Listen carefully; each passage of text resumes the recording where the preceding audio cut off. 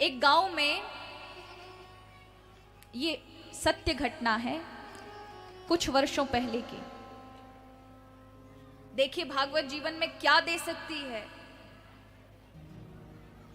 भागवत साक्षात कृष्ण है। किस प्रकार आप इसी कलयुग में कुछ वर्ष पहले की। एक व्यक्ति था, किसान था। इतना समय नहीं मिलता था बेचारा खेती बाड़ी करना और बैल आदियों को संभालना, गायों को संभालना, इसी में पूरा दिन व्यतीत हो जाता था। उसके गांव में भागवत कथा हुई। एक दिन रास्ते से जा रहा था, थोड़ी देर बैठ गया। वक्ता जी बोल रहे थे कि भागवत जो है भगवान कृष्ण का स्वरूप है। तिरोधाय प्रविष्टो अयम श्रीमद् भागवतारणम। भगवान जब स्वधाम को जाने के लिए, गोलोक धाम को जाने के लिए कृष्ण लीला को विराम करके जा रहे थे, तो उसी समय भागवत रूपी समुद्र में विराजमान हो गए, समा गए। इसलिए तिरोधाय प्रविष्टोयम श्रीमद् भागवतारणम। भागवत भगवान का साक्षात स्वरूप है और भगवान के श्री मुख से कहा गया, इसलिए भगवता प्रोक्तम भागवतम। अब उसने सोचा कि भागवत जी का इतनी महिमा है, साक्षात भगवान कृष्ण इसमें समा गए हैं, कभी जीवन में हुआ तो मैं भागवत जी कराऊंगा। ऐसा संकल्प वहां से लेकर और अपनी खेती बाड़ी के काम में चला जाता है। ऐसा संयोग बना उसका कि 1 वर्ष के अंदर वो वृंदावन चला गया। कोई संग गया, उसके गांव के 2-4 मित्र, उन्होंने कहा कि इस बस के अंदर एक सीट खाली है, तू भी आ जा। वृद्ध चढ़ गया, मना ना कर पाया। और कहते हैं जिस पर प्रभु की कृपा होती तो कोई ना कोई राह प्रभु ऐसे भोले भक्तों के लिए निकाल देते हैं। यहाँ कई भक्तों की जिनकी कोई प्लानिंग नहीं होगी कथा में आने की, लेकिन भगवान को जब बुलाना होता है तो वो ऐसे आपके अंदर बैठ करके ले आते हैं। ऐसे ही समझो, ये सोच करके कि चलो देख के आते क्या हो रहा है वहां पर, और अपनी कृपा से खींच लेते हैं उन भक्तों। आज इस वृद्ध को भी खींच लिया। ये वृंदावन पहुंचा, दर्शन किए बिहारी जी के। अब वृंदावन में तो महाराज वक्ताओं की कमी है क्या? एक व्यास जी मिल गए इनको रास्ते में, पंडित जी। वक्ता को देख करके इन वृद्ध ने उनको प्रणाम किया और कहा कि भैया पंडित जी, व्यास जी एक बात बताओ, मैंने अपने गांव में कथा सुनी थी भागवत जी के बारे में। ये भागवत जी भगवान कृष्ण का स्वरूप बताया जाता है। ये भागवत जी को हम कैसे सुने? भागवत को अगर सुनना हो तो क्या खर्चा लगता है? ऐसे भोले भक्त ने पूछ लिया। पंडित जी ने कहा देखो, अगर पूरी भागवत सुननी है तो पूरे 1 महीना लगेगा, और यदि सार में सुननी है तो 7 दिन लगेगा। अब वो बेचारा किसान सोचने लगा, व्यास जी बात ऐसी है कि मुझे कभी समय ही नहीं मिलता।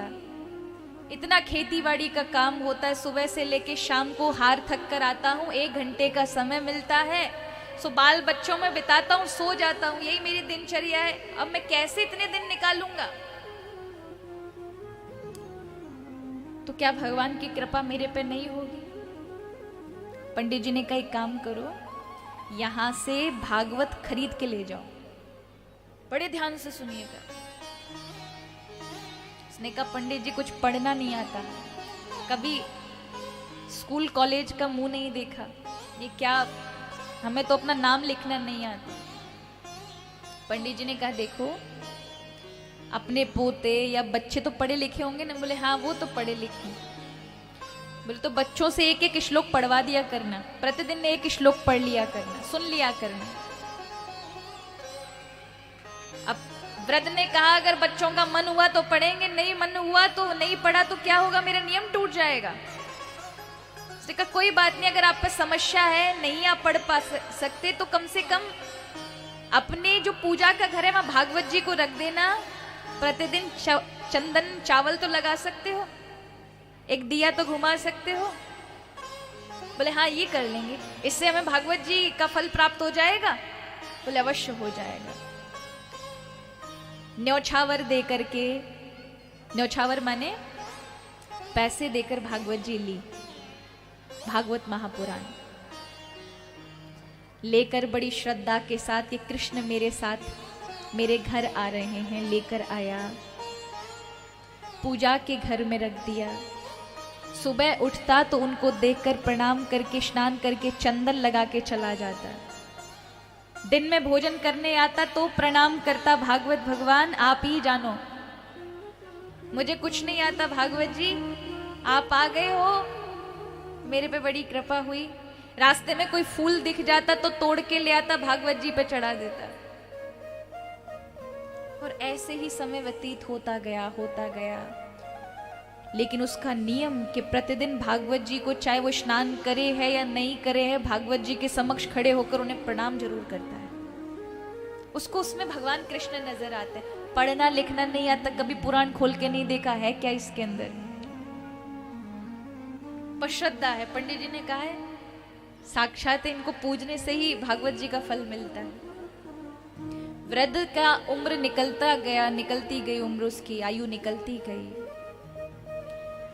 वृद्धावस्था आई, बीमार पड़ गया, उसके बच्चे लायक हो गए, उसकी पराक्रम, उसकी तपस्या, माता पिता के किए हुए अच्छे कर्म बालक को ही मिलते हैं। इसलिए बच्चे खूब अच्छे धनवान थे, खूब इलाज करवाया।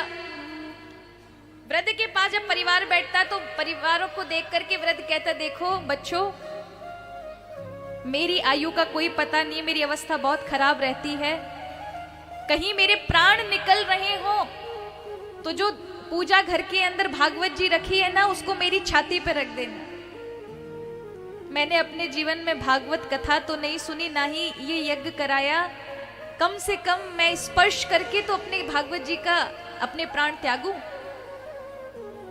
बेटे भी कहते, अरे काहे को ऐसी फालतू की बात करते हो पिताजी, अभी आपको बहुत जीना है, ऐसा कुछ नहीं होने वाला। स्वभाव है, बच्चे ऐसे ही बोलते हैं। दिन व्यतीत होते गए। अचानक एक दिन वृद्ध, दिन का समय था, पड़ा हुआ था, उसके श्वास ऊपर नीचे चलने लगे, बहुत तेज श्वासें हो गई। अब उसे लगने लगा, आंखें बड़ी बड़ी, मानो प्राण निकलने वाले हैं उसके। कोई छोटा सा नाती आया, उसने देखा, अरे दादाजी बीमार हो गए, घर में अल्लाह मचा दिया, दादाजी बीमार। बच्चे दौड़ कर आए और पिता की सांसें ऊपर से नीचे बहुत तेज, आंखों से अश्रु निकल रहे हैं। बच्चे खड़े सब घेर कर, और पिता जिस कमरे में पूजा घर था उस ओर उंगली करके बार बार इशारा कर रहा है, क्योंकि उसने कहा था कि मरते समय मेरी छाती पर, मेरे हृदय पर भागवत जी रख देना। बार बार इशारा करा उस ओर, कोई समझ नहीं रहा। और अपनी व्यथा पर, अपनी वेदना पर कि मैंने जीवन भर भागवत जी का अनुसरण किया, लेकिन आज अंतिम समय मेरे हृदय पर भागवत जी नहीं है, मेरे प्राण ऐसे ही निकल जाएंगे। और पड़ोसी भी कहते हैं, अरे बाबूजी किसका क्या देख रहे हो, वो सोच रहे घर के बारे में, कह रहा है कि मेरे बिना घर कैसे रहेगा। अरे पिताजी सब हो जाएगा, आप चिंता मत करो बाबूजी, राम राम जपो, राम राम जपो। तुलसी डालने लगे, गंगा जल डालने लगे, लेकिन उस वृद्ध की उंगली बार बार उस ओर, पूजा घर की ओर। तभी छोटे से बेटे को याद आया कि पिताजी, बाबूजी ने कहा था कि जब मेरी प्राण निकल रहे हो तो भागवत जी जो घर में रखी है उसको हृदय पर रख देना। दौड़कर छोटा बेटा गया पूजा घर में, भागवत जी पूजा घर में रखी थी, उसे लेकर आया, पिताजी के हृदय पर रखा। और जो ही रखा, उन्होंने कप कपाते हाथों से उसे हृदय से चिपका लिया। और अचानक उनके अंदर ऐसी शक्ति का जागृत हो गया, रोमांच हो गया, उनका शरीर, रोंगटे खड़े हो गए, उनका श्वास थोड़ा धीमा हो गया, जो मुख से बोल नहीं पा रहे थे वो बोल पड़े, हे कृष्ण, हे माधव, हे केशव, हे मुरारी, हे बनवारी। सब आश्चर्यजनक, इस वृद्ध को अभी तो मानो प्राण निकलने वाले थे, ये उच्च उच्च स्वर में भगवान का गुणगान कर रहा है। आंखों से अश्रु टपक रहे हैं, चेहरे पर एक आभा मंडल है, अत्यंत सुंदर तेज हो गया। कहां से पता नहीं वो बल उसके अंदर आया, ऊर्जा आई, प्रकाश उसके शरीर पर, चेहरे पर एक आभा थी। बच्चों ने पूछा, पिताजी क्या हो रहा है? रो पड़े, मेरे कृष्ण मुझे दिखाई पड़ रहे हैं। बेटा, मेरी बगल से नारद जी खड़े हैं, बीड़ा बजा रहे हैं, मुझे देखने आए हैं। इस कथा के जो मुख्य वक्ता है ना, शुकदेव जी मेरे बगल से खड़े हैं, व्यास जी मुझे आशीर्वाद दे रहे हैं, और समक्ष मेरे कृष्ण कन्हैया लाल हैं जो मुझे दिख रहे हैं। और आज मैंने प्रभु को प्राप्त कर लिया, प्रभु मुझे हाथ पकड़कर ले जाने के लिए आए हैं। और इतना कहते कहते मुस्कुराते मुस्कुराते उस वृद्ध ने अपने प्राण वहीं की वहीं त्याग दिए, लेकिन भागवत जी को कस के पकड़ा रखा। ऐसे सरल भक्त जिसने अपने जीवन में कोई अनुष्ठान, कोई नियम, कोई जप नहीं किए थे, सिर्फ और सिर्फ भागवत जी के प्रति एक श्रद्धा रखी थी कि यही कृष्ण है। उससे जैसे भी संसार के कर्मों से जो कुछ समय मिलता था, उतने कम समय में ही वो आकर बार बार दर्शन करता था। और भागवत जी का ऐसा चमत्कार, कूने ठाकुर, ये बड़ी योगियों को गति प्राप्त होती है, वो गति उस साधारण से किसान को प्राप्त हुई। ये सत्य घटना।